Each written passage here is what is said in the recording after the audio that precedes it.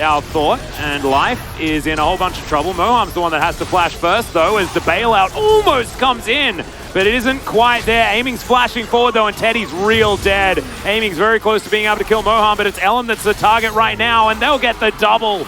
Aiming picks up 2, and this Ashe pick working out real nice. Yeah, and, you know, I didn't think that they were necessarily going to go for it here because it can be vulnerable if you mess up your counter engages or if Cuz isn't active, but it just worked out so well for them despite that early trade going well for Teddy and Moham. As, you know, Ashe does extremely well against melee supports of any kind, and then Kalista, who just cannot escape or run away. Yeah, so lots of value here in this early game for this pick. I thought perhaps we'd just see aiming actually gives you a lot of value, and you could see it in each and every game it's played. It just doesn't. Well, no, not in each and every game. In most games. Some games. I mean, even here against a counter and after a death, like you could see that Teddy is able to push this lane, which gives him prio. Like that's the point of the pick, yeah, especially with something like Trundle. Well, and something like Amumu, as Life is real dead. There is absolutely nothing that he can do about this. Fate's call has been picked up, and that means that the Amumu will survive. And there it is. That's the value. And I think that Teddy is another one of our players that we definitely trust to play the Kalista aggressively enough to find the value. Yeah, I mean, so many metas it's just been perma-banned against it. Even when Kalista is like not the top tier pick, Teddy's been given the opportunity to show why. So things going okay for the Kalista lane thus far. Yeah, but the fact that Ashe has 2 kills here means that aiming has kind of moved past the hard times. Well, okay, Weaver's Wall comes through, and Vikla, yeah, not a lot of options here. Curse of the Sad Mummy is actually the Curse of the Happy Mummy. His flash... As Moham's just going to easily help pick that up. His flash was about 10 seconds, maybe 15 seconds away, and they calculated it from when he last flashed over the wall, had that one written down, basically. Constant calling out the flash cooldown in comms means they know. Good gravity field from Vikla, as the threaded volley is going to dissuade this monkey. Life's moving in, and aiming's there as well. Keen's going to flash. That handshake's really good. And also he's going to have to stick around here as well because the hostile takeover comes in. And Keen saw them and just did nothing. Yeah. Flash is on cooldown for him now. Teddy will get a plate here on the top, or rather bottom side of the map, but I think that might be answered, of course, by the pushing Ashe top side, especially when we consider where Cuz is on the map. Now, they're setting up for a gank of a player who isn't here. Like, Rascal is just on his way back to the turret. He's nowhere near, so a lot of time is wasted here. Meanwhile, Cuz is actually getting camps, and they're going to be able to get a little bit of push on top side. I don't know how much was given there before that turret plating fell, if any, but a lot of fun. The shield bow's still there, and yeah, Keen's Nahbar looking pretty red right now, alongside this red Drake that they're looking for. Keen does hit Mega Nard. Rascal's over the wall looking for his opportunity. In goes Moham, finds 3, and now they're going to ignore this Drake completely. Keen decides that the Gwen is not immune, ladies and gentlemen. Moham just, I don't know what that was about, but it looked like a whole host of fun as Ellen's real dead. He's going to run away for a little while longer, but the volley will complete that kill. Everything about that fight was beautiful until Moham decided that they were winning. They were like, he basically just decided with that bandage toss, we are winning the team fight. I'm like, no. You won the fight. You won the neutral exchange. You got the objective. Everyone is trying to leave now. You're not supposed to go back in. As it was a really nicely set up Talia wall there that both isolated a target and then allowed a retreat because Teddy gets to Fate's call Moham out, so he escapes over the wall and there's no more pursuit. They get the Drake, and it's time to evacuate. And Moham, I think, bigger cooldown in the Summoner spell than the Enchanted Crystal Arrow, so you'll take that as KT.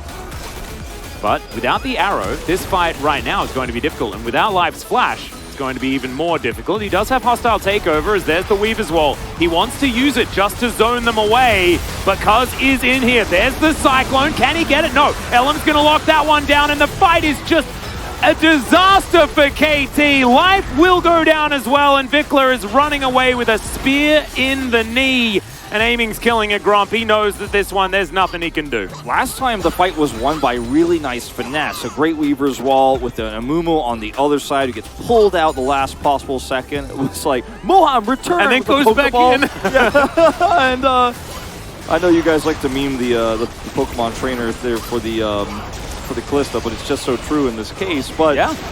For KT this time, they just chose to walk in down on members trying to steal a Drake away. Ended up both giving the Drake, but also massive Moham, don't. Oh my goodness, King's Tribute, very powerful. Very good for Kwangdong Freaks. It's beautiful, beautiful execution of a mid-game composition, right? We saw this in our previous series. I wasn't expecting to see it here, as the Amumu is going to soak an Enchanted Crystal Arrow, and that means that the Weaver's Wall is going to be slightly nullified, but also KT are unable to get any kills back. That was a pretty optimistic Weaver's Wall, but I like it, you know, just push them away. It's been a while since we've had the mid Talias, and it was, when you press that Weaver's Wall button, you were just guaranteed a turret, but not this time. Yeah, not this time, and also, just wasn't enough follow through. The siege here for Kwangdong Freaks is not amazing, because they have a Callista, and that is about it. Does have a QSS, Teddy does now, and it's going to be very difficult to kill him in any scenario. Yeah, man, he has QSS and Cleanse. Yeah, exactly. As, 뭐야? I didn't even notice this happened, but 소리 the observers just want to make sure. 줘야 되는데. He said sorry, but it's okay. Yeah, he broke his stopwatch. We'll forgive him. He got a QSS afterwards, so yeah. That's why we were confused. I actually saw that it was broken, and I was like, oh, I must have missed when he used that, but he must have used it in the last fight. Was going to give him the benefit of the doubt, as Volley going to go wide here. Vision has been picked up. Teddy unable to quite find that ward, as the Marshall pose trolls him a little bit. Almost jumps into that fireplace.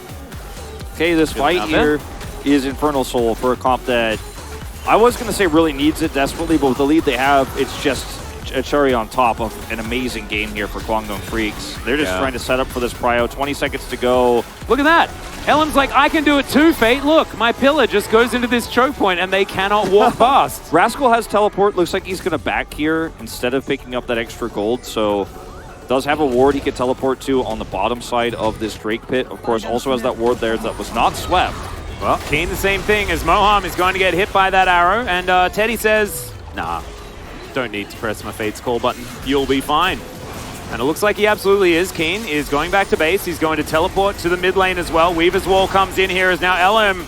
The Drake is on the other side of the... Wait, what? It's just floating in the middle. That was very weird. And it is going to be taken away by Cuz. Immediately, Cuz's clone explodes as the hostile takeover distracts him for a little while, but it's not really going to be enough. Moham is flashing to get himself out of there. Vikla is the one that eventually goes down. They've just got the Amumu for now, but Rascal, he goes golden. Keen does the same thing, and now Fate dives into his rescue. The handshake's decent, but Life has nothing that he can do. And this is what a Callista comp's supposed to do. It's supposed to win right here, right now, and that's what Kwangdong Freaks are gonna do. Yeah, even with Cuz's steal, it doesn't matter. They can't win the subsequent fight, and it was such a good fight for KT Roaster. Like, all things considered, they got the maximum value out of the bailout with the stopwatch, hoping for a reset. Rascal doesn't have items, but he still did a lot of damage. But they're just so far behind, and this is how you close the door on the scaling comp. 30 minutes here, right as we hit 29. Kwangdong Freaks are going to take game number 1. Yeah, beautifully done by Kwangdong. I love seeing Talia make her way back into the mid lane as well. Fate really demonstrating some